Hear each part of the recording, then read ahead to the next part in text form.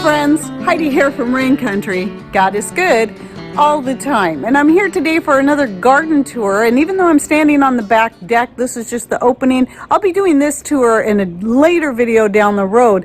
But today what I'm going to do is go out over here to the West Herb Garden and show you what I have going on there. I wanted to get that one done and out of the way because I'm going to be hacking a bunch of stuff down, and I wanted you to see how it looks like now before I do all that. So let's get to this garden update. Okay, it's probably going to be a bit noisy out here today because there's a lot of excitement as it's July 2nd and people are building up for the 4th. So this is the west side of our house. This is actually my old dance studio right in here. And right here I've got a horseradish. That's a cat mint, I believe. I still will probably keep calling it catnip because what I thought it was when I bought it many years ago. Either way, it works the same way as catnip. And so anyway, I got that one there. And then this is one of my sage plants, a marshmallow that I thought I had dug up, but decided to go ahead and leave. The forget-me-nots I'm just leaving for now because I don't have anything going on here yet, so I'm not worried about it. Eventually I want my peppermint to fill this area in, so I probably should pull those up pretty quick. Another horseradish. These horseradishes, by the way, have been here for years. And then here used to be thick with peppermint, but then I allowed some dandelions to grow really big here because, well, that's what I wanted to do, but then I changed my mind since I get quite a bit of good healthy dandelions. So I pulled those out so that the peppermint could fill back in this area as well as out front. So it's starting to look real healthy again, thankfully. Rosemary used to do, these are both rosemaries, they used to do better than this, but when my elderberries get big, they tend to shade those out, and so they're not quite as healthy as they once used to be. In fact, there's one right back there that's just struggling because between the horseradish and that sage is just, yeah. So then this light colored plant here, I love this. This is lamb's ear. It's one of my favorites, even though I don't use it as often as my other herbs for medicinal purposes. I love the colors it adds to the garden because it's this very silvery, sagey green with the purple flowers. But I do sell these seeds on my store. And this was another, in the back garden, it was another one of my herbs that got choked out. So I'm glad I have a few out front that are doing good. That's a random rose that I thought I had pulled up as well years ago that has come back. This is my smallest elderberry. I don't remember which one this is. I have a total of 3, and so I have John's and I have Adam's. I just don't recall which is which. I just remember I needed to buy at least have one that was a different variety so they'd be good pollinizers for each other. So I've got some lemon balm, kind of doing whatever it wants in here these days. Oregano. This started out as 2 separate oregano plants, and then the lavender. That's what I'm going to be hacking back. The last couple of years I've been really lax at getting out here and taking care of my lavender, so you can see it's growing all kind of wonky.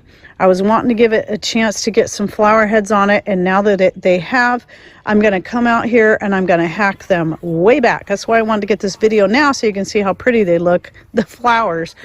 And then it should get all new growth and start filling in thicker again like it should be, like it once used to be. So, and this is where I originally planted the lemon balm on this side, and it is doing a lot better than it used to, but again, my 2 other elderberries, and this is still small in comparison. It doesn't matter how far I cut them back, they get massive, and this is only halfway there. It's just now starting to get flowers, but it will grow up over the top of that roof. I mean, the roof line, the gutter line there. Back there is a feverfew. That one I don't think I actually planted there, but I've left it there. Ever since I started growing feverfew, it comes up everywhere. So I just try to keep it localized to a couple of different places. And then here we have some more lamb's ear and another lavender. This is a different variety than the others I have over there. It grows longer, more wispier, and the flowers get a lot lighter color lavender. And then there's one of my nice big dandelions back in there. So that's how all the ones over down there where the peppermint were. All the ones that grow on this side get massive. And those are not even the biggest leaves. So, and another rose I thought I had dug up years ago has come back, this little mini white rose. Okay, my other elderberry. You can see the flowers starting to form. I'm more apt to now collect the elder flowers than the berries, because by the time here the berries actually get ripe, which is so much later than for most people, we get windstorms that blow them off or the birds come and eat them. So I find it's best for me to try to get as many flowers as I can, because I'll get tons of flowers but not as many berries as a result. And then another feverfew and another sage. That's my smallest sage, but only because it gets so overshadowed by the elderberry. And let me show you from this angle here. So the elderberry, you can see, is only right here. Let me throw in another image from last year of how, so you can get an idea how big it will get. So it'll be way up over there and very shortly. So another catmint here. And then this rose was my red rose. It's actually kind of a pinkish red, and it was a mini rose that took off. Okay, sorry for the noise. That's just the way it is when you're shooting videos outside, especially with all the excitement. But anyway, so what I did, it was all the way up to here, and I allowed it to flower this year, and then I got, just the other day, came out and hacked everything down to there, and I'm leaving these young shoots that are coming up straight from the ground. So I'm hoping it's going to go back to its original by doing that. I'm doing that on purpose to see if it will be hardier, even though I still see fungus on this. I'm going to come out and spray it with some neem oil spray and see if that helps. It is supposed to help kill the fungus. And initially I was just going to dig the whole thing up and start over, but I just want to leave it and see what it does. And then right here I have a currant. This one was initially given to me by the neighbor, and then I've got another one just right around the corner that goes into my skinny strip of herb garden that I'll cover maybe next week. But this one I had purchased from our local nursery, and it's got some berries getting red on it. But we did have over here, you'll see these berries down here.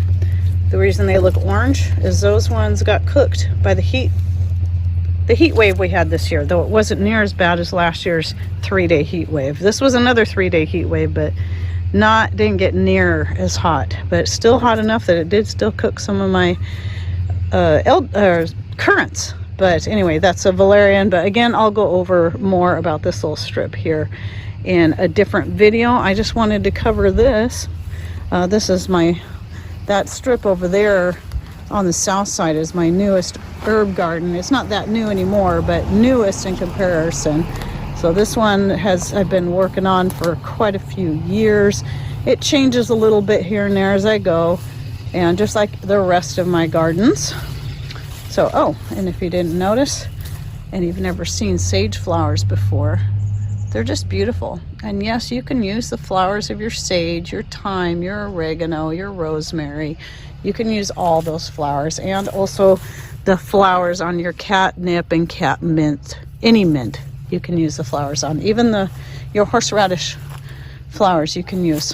Okay, well, back on the back deck again, because it's just a little bit quieter out here right now. My neighbor, kitty corner and across the street, he has an old classic car he takes through the 4th of July parade every year. And that wasn't it, you heard.